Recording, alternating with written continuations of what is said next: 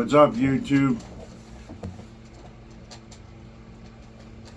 I just, after 2 years, scored the best job I ever had in my life with Coalfield Development, making the best money, by far the best money I've ever made in my life,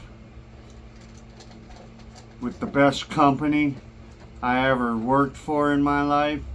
I just bought a brand new 2024 Chevy Silverado LT in platinum with jet black interior, fully loaded.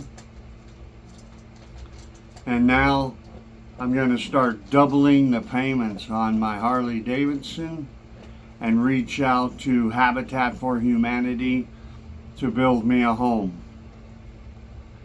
So lots of things going on.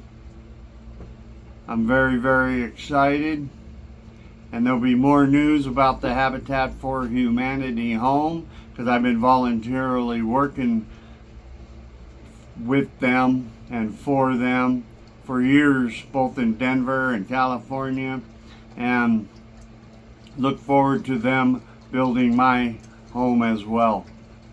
It'll be fun being part of that, and I will be keeping everybody posted on that and how that goes along. So there it is. Coalfield Development. Full time. No longer on Social Security after 20 years. Peace out. Jesus loves you, and so do I.